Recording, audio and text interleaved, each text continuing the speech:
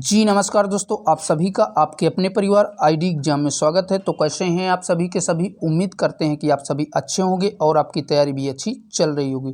तो दोस्तों, आपकी एग्ज़ाम डेट आ चुकी है। 19 दिसंबर से आपकी एग्ज़ाम डेट लगी हुई है।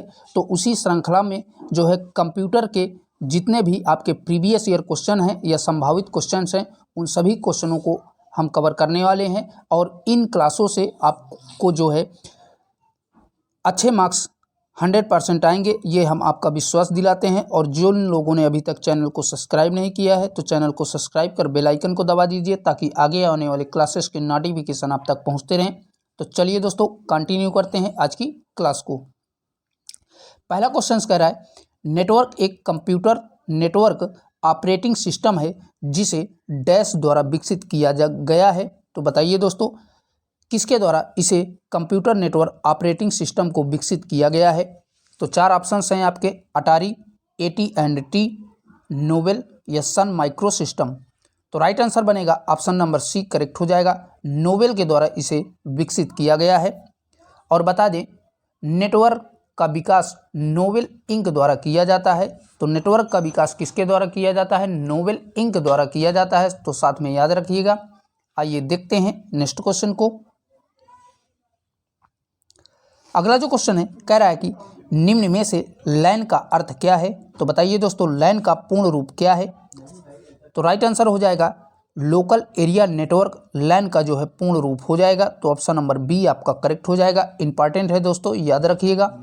चलिए देखते हैं नेक्स्ट क्वेश्चन को। अगला जो क्वेश्चन है, कह रहा है कि WLAN का पूरा नाम क्या है। तो बताइए दोस्तों, WLAN का पूरा नाम क्या है। तो इसका जो है पूरा नाम वायरलेस लोकल एरिया नेटवर्क होता है। तो ऑप्शन नंबर ए आपका करेक्ट हो जाएगा। और बता दें कि यह उपकरण दो या दो से अधिक उपकरणों को संचार के माध्यम से जोड़ने का कार्य करता है, WLAN। तो याद रखिएगा, किसके उपयोग में कार्य करता है? यह जो है दो या दो से अधिक उपकरणों के संचार के माध्यम से जोड़ने का कार्य करता है। आइए देखते हैं नेक्स्ट क्वेश्चन को। क्वेश्चन से, लॉगिन नाम पासवर्ड का सत्यापन किस लिए किया जाता है। तो बताइए दोस्तों, लॉगिन नाम पासवर्ड का सत्यापन किसके उपयोग के लिए किया जाता है। तो इसका जो है उपयोगकर्ता के प्रमाणन के हेतु जो है किया जाता है, अर्थात जो उपयोगकर्ता होता है उसके प्रमाणन के लिए इसका लॉगिन नाम का और पासवर्ड का प्रयोग किया जाता है। ठीक है दोस्तों, चलिए देखते हैं नेक्स्ट क्वेश्चन को। अगला जो क्वेश्चन है, निम्नलिखित नेटवर्क टोपोलॉजी में से किसकी संरचना गति उच्चतम होती है। तो बताइए दोस्तों, इनमें से कौन से नेटवर्क टोपोलॉजी की संचरण गति उच्चतम होती है? लैन की, वैन की, मैन की या इनमें से कोई नहीं। तो इन चारों में से राइट आंसर बनेगा लैन की जो है संचरण गति सबसे उच्चतम होती है। तो ऑप्शन नंबर ए आपका करेक्ट हो जाएगा। ठीक है दोस्तों, आइए देख लेते हैं अगले क्वेश्चन को। अगला जो क्वेश्चन है, कह रहा है कि निम्न में से कौन सा उपकरण स्टोरेज डिवाइस नहीं है। तो बताइए दोस्तों, इनमें से कौन सा उपकरण स्टोरेज डिवाइस नहीं है। तो राइट आंसर बनेगा मॉडेम। यही जो है स्टोरेज डिवाइस नहीं है। और बाकी आपके hard disk, flash device, CD-ROM, ये तीनों के तीनों स्टोरेज डिवाइस हैं, जबकि मॉडेम आपका स्टोरेज डिवाइस नहीं है। ठीक है दोस्तों, चलिए देखते हैं अगले क्वेश्चन को। क्वेश्चन कह रहा है, कंप्यूटर के किस भाग को नर्वस सेंटर कहा जाता है। तो बताइए दोस्तों, कंप्यूटर के किस भाग को नर्वस सेंटर कहा जाता है। तो बता दें, कंप्यूटर के जो है कंट्रोल यूनिट को जो है नर्वस सेंटर कहा जाता है। तो ऑप्शन नंबर सी आपका करेक्ट हो जाएगा। ठीक है दोस्तों, और कंट्रोल यूनिट का कार्य जो है निर्देशन कार्य चक्र के पथ को जो है सुरक्षित करने के लिए किया जाता है। ठीक है दोस्तों, किसके लिए? इसका जो है निर्देशन चक्र के पथ को सुरक्षित करने के लिए कंट्रोल यूनिट का जो है उपयोग किया जाता है। आइए देखते हैं अगले क्वेश्चन को। क्वेश्चन कह रहा है, निम्न में से कंप्यूटर के लिए कौन सा डिवाइस एक इनपुट डिवाइस नहीं है। तो बताइए दोस्तों, इनमें से कौन सा एक इनपुट डिवाइस नहीं है। तो राइट आंसर हो जाएगा ऑप्शन नंबर डी करेक्ट हो जाएगा। मॉनिटर जो है यही एक इनपुट डिवाइस नहीं है और बाकी आपके स्कैनर, कीबोर्ड, माउस ये सारे के सारे आपके इनपुट डिवाइस हैं, जबकि मॉनिटर एक आउटपुट डिवाइस है। तो याद रखिएगा, इंपॉर्टेंट है। चलिए देखते हैं अगले क्वेश्चन को।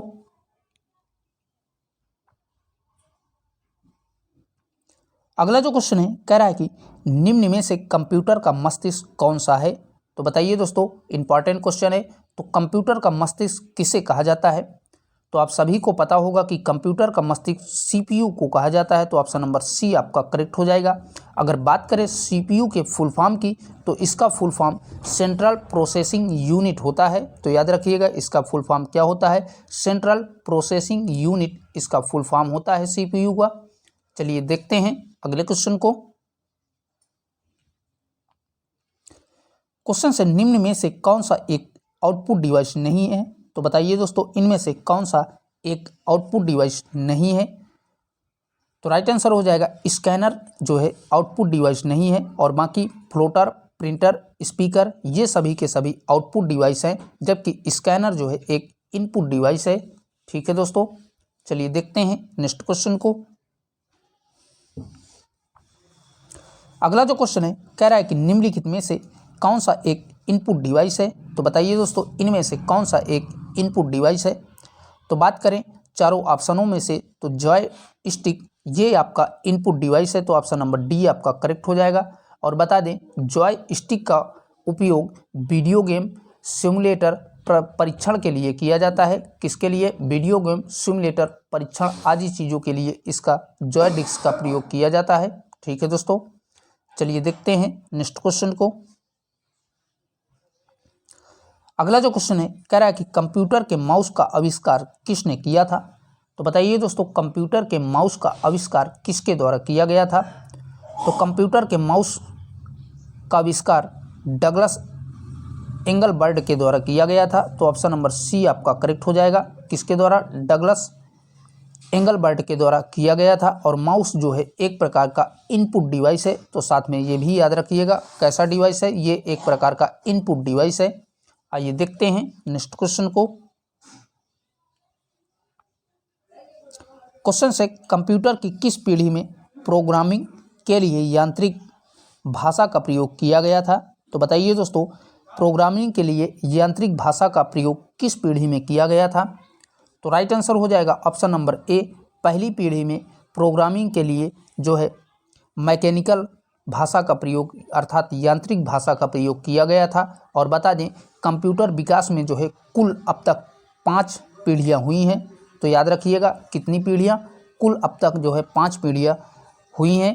और पहली पीढ़ी में जो है मैकेनिकल अर्थात यांत्रिक भाषा का प्रयोग किया गया था। चलिए देखते हैं नेक्स्ट क्वेश्चन को। अगला जो क्वेश्चन है, निम्नलिखित में से कंप्यूटर का कौन सा भंडारण उपकरण अब प्रचलन में नहीं है? तो बताइए दोस्तों, इन चारों में से कौन सा जो है कंप्यूटर का उपकरण जो पहले प्रचलन में था लेकिन अब वर्तमान में नहीं है? तो राइट आंसर हो जाएगा फ्लॉपी। इसी का जो है उपयोग अब बहुत ही कम कर दिया गया है। नए समय की चिप आ जाने की वजह से इसका उपयोग जो है बिल्कुल समाप्त हो गया है। तो याद रखिएगा। चलिए देखते हैं अगले क्वेश्चन को। क्वेश्चन है, दुनिया का पहला प्रोग्रामर किसे माना जाता है? तो बताइए दोस्तों, दुनिया का पहला प्रोग्रामर किसे माना जाता है? तो बता दें, दुनिया का पहला प्रोग्रामर अंग्रेज महिला तथा गणितज्ञ एडा लवलेस को माना जाता है। तो राइट आंसर हो जाएगा एडा लवलेस। और ये जो है एक अंग्रेज महिला थी जो कि गणितज्ञ भी थी। तो साथ में याद रखिएगा, इनके बारे में भी पूछ सकता है। आइए देखते हैं अगले क्वेश्चन को। क्वेश्चन कह रहा है, कोई कंप्यूटर डैश के बिना काम नहीं कर सकते हैं। तो बताइए दोस्तों, कोई भी कंप्यूटर किसके बिना कार्य नहीं कर सकते हैं? तो राइट आंसर हो जाएगा सीपीयू के बिना कोई भी जो है कंप्यूटर कार्य नहीं कर सकते हैं।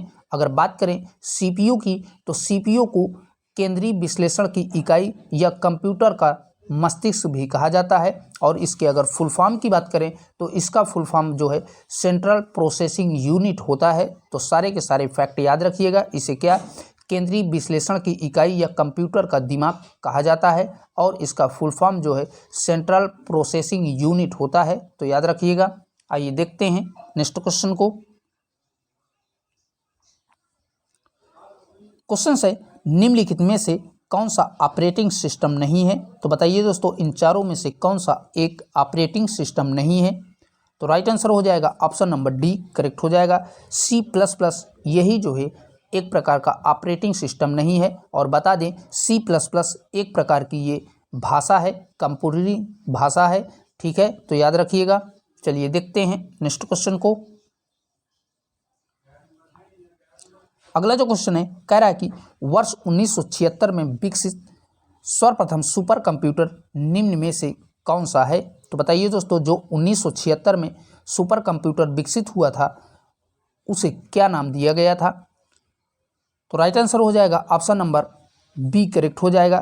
क्रे-1 के नाम से जो है इस कंप्यूटर को जाना जाता है। ठीक है, जो 1976 में विकसित किया गया था। चलिए देखते हैं नेक्स्ट क्वेश्चन को। क्वेश्चन से निम्नलिखित में से कौन सा एक इस समूह से संबंधित नहीं है। तो बताइए दोस्तों इन चारों में से कौन सा इस समूह से जो है अलग है। तो स्पैम जो है इन सब चारों में से अलग है। और बता दें स्पैम जो है एक प्रकार का ईमेल होता है जो थोक में भेजा जाता है। और बात करें अदर ऑप्शनों की तो ये सारे के सारे कंप्यूटर के सॉफ्टवेयर हैं, जबकि स्पैम एक प्रकार का ईमेल होता है जिसको थोक में भेजा जाता है। ठीक है दोस्तों, चलिए देखते हैं अगले क्वेश्चन को। अगला जो क्वेश्चन है कह रहा है कि कंप्यूटर नेटवर्क के संबंध में टीसीपी का पूर्ण रूप है। तो बताइए दोस्तों टीसीपी का फुल फॉर्म क्या होता है। तो बता दें टीसी का full form transmission control protocol होता है। तो ऑप्शन नंबर ए आपका करेक्ट हो जाएगा। ठीक है दोस्तों, इसका right answer transformation control protocol इसका फुल फॉर्म हो जाएगा टीसीपी का। और बता दें इसका उपयोग की अगर बात करें तो इसका उपयोग संचार सेवाओं के लिए किया जाता है टीसीपी का। ठीक है, तो याद रखिएगा किसके लिए इसका उपयोग संचार सेवाओं के लिए किया जाता है।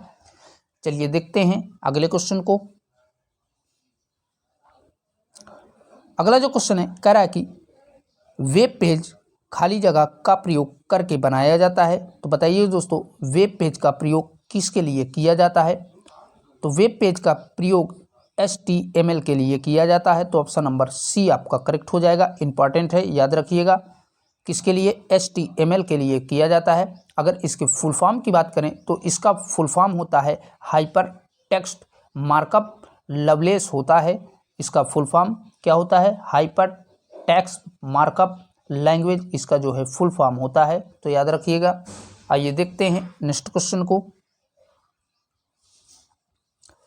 क्वेश्चन कह रहा है कैप्चा खाली जगह एक कंप्यूटर प्रोग्राम है। तो बताइए दोस्तों कैप्चा जो है कैसा कंप्यूटर प्रोग्राम है। तो बात करें कैप्चा की तो कैप्चा जो है मानव इनपुट को मशीनी इनपुट से अलग करने के लिए उपयोग किया जाता है। तो ऑप्शन नंबर ए आपका करेक्ट हो जाएगा। ठीक है दोस्तों, और बात करें कैप्चा का उपयोग की तो यह मानव इनपुट मशीनी को जो है इनपुट से अलग करने के लिए किया जाता है। तो याद रखिएगा। चलिए देखते हैं नेक्स्ट क्वेश्चन को।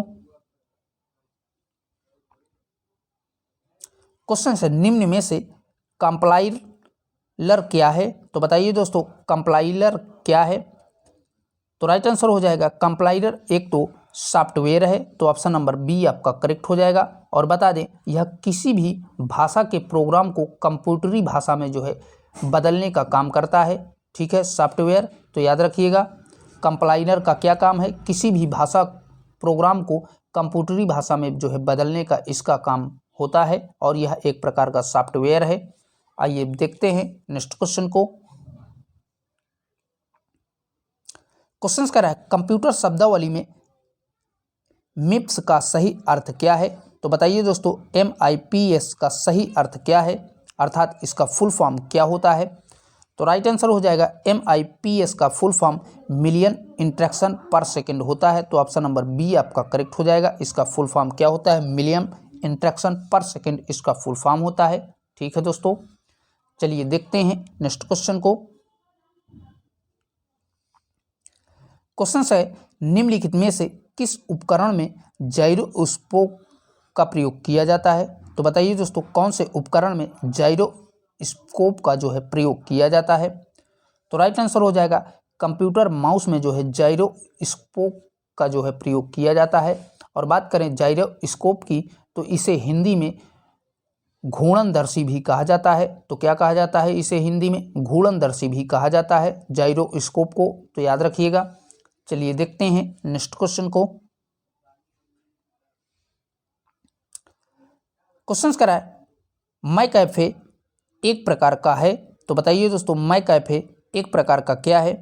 तो ये जो है एक प्रकार का एंटीवायरस सॉफ्टवेयर है। तो ऑप्शन नंबर ए आपका करेक्ट हो जाएगा। ये क्या है दोस्तों? एक प्रकार का एंटीवायरस सॉफ्टवेयर होता है। ठीक है दोस्तों, आइए देखते हैं अगले क्वेश्चन को। क्वेश्चन है एमएस पावर पॉइंट में सभी स्लाइडों के फंट को दूसरे फंट में बदलने के लिए निम्नलिखित में से कौन सा कमांड दिया जाता है? तो बताइए दोस्तों एमएस पावर पॉइंट में एक फंड से दूसरे फंड में बदलने के लिए किस कमांड का यूज किया जाता है? तो राइट आंसर हो जाएगा फ्रंट रिप्लेस फॉन्ट का जो है प्रयोग किया जाता है। इसी कमांड का यूज किया जाता है। तो ऑप्शन नंबर डी आपका करेक्ट हो जाएगा। ठीक है दोस्तों, इंपॉर्टेंट है, याद रखिएगा। ये आपका दिल्ली पुलिस में पूछा हुआ क्वेश्चन है। क्वेश्चन करा भारतीय मूल के शिव अय्यादुरई किसके आविष्कारक से जुड़े हैं? तो बताइए दोस्तों अय्यादुरई किसके आविष्कार से जुड़े हुए हैं? तो ये जो है ईमेल के आविष्कार से जुड़े हुए हैं, जो 1970 में ईमेल का आविष्कार किए थे। ठीक है, तो याद रखिएगा। आइए देखते हैं अगले क्वेश्चन को।